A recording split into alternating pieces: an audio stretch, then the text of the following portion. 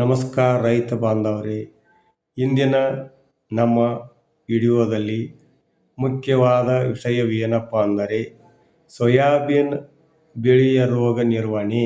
ಕೃಷಿ ಇಲಾಖೆ ತಜ್ಞರ ನೀಡಿರುವಂಥ ಶಿಫಾರಸುಗಳಂತೆ ನಮ್ಮ ಬೆಳೆಗಳನ್ನು ರೋಗಗಳಿಂದ ಕಾಪಾಡಿಕೊಳ್ಳುವುದು ಹೇಗೆ ಎಂಬುದನ್ನು ತಿಳಿಯೋಣ.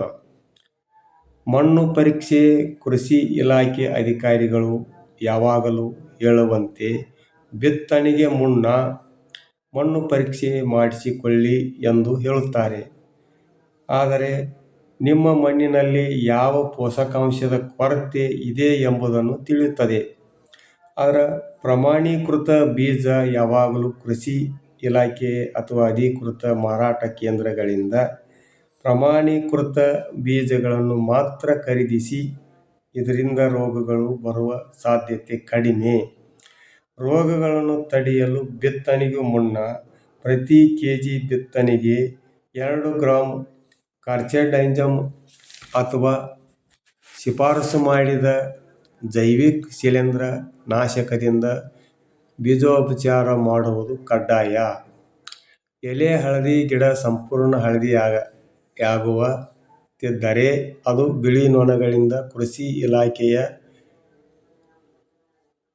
ಇಲೋಡಾಕ್ಸಿನ್ ಪ್ರೆಡ್ ನಂತಹ ಕೀಟನಾಶಕಗಳನ್ನು ಬಳಸಿ ಬಿಳಿ ನೊಣಗಳನ್ನು ನಿಯಂತ್ರಿಸಲು ಸೂಚಿಸುತ್ತದೆ. ಬೇರು ಕೊಳೆ ರೋಗ. ಗಿಡ ಬೆಳೆಯುತ್ತಿಲ್ಲ ಮತ್ತು ಬುಡ ಕಪ್ಪಾಗಿದ್ದರೆ ತಕ್ಷಣ ಕೃಷಿ ವಿಜ್ಞಾನ ಕೇಂದ್ರವನ್ನು ಸಂಪರ್ಕಿಸಿ. ಅಧಿಕಾರಿಗಳ ಶಿಫಾರಸಿನಂತೆ ಶಿಲೀಂಧ್ರನಾಶಕವನ್ನು ಬುಡಕ್ಕೆ ಡ್ರಿಂಚಿಂಗ್ ನೀಡಿ. 25 ರಿಂದ 30ನೇ ದಿನಗಳ ನಂತರ ಎಲೆ ತಿನ್ನುವ ಹುಳುಗಳು ಮತ್ತು ಬಿಳಿ ನೊಣಗಳ ನಿವಾರಣೆಗೆ ಶಿಫಾರಸು ಮಾಡಿದ ಕೀಟನಾಶಕ ಸಿಂಪರಣೆ ಮಾಡಬಹುದು. ಅಗತ್ಯವಿದ್ದರೆ ಮಾತ್ರ ಕೃಷಿ ಅಧಿಕಾರಿಗಳ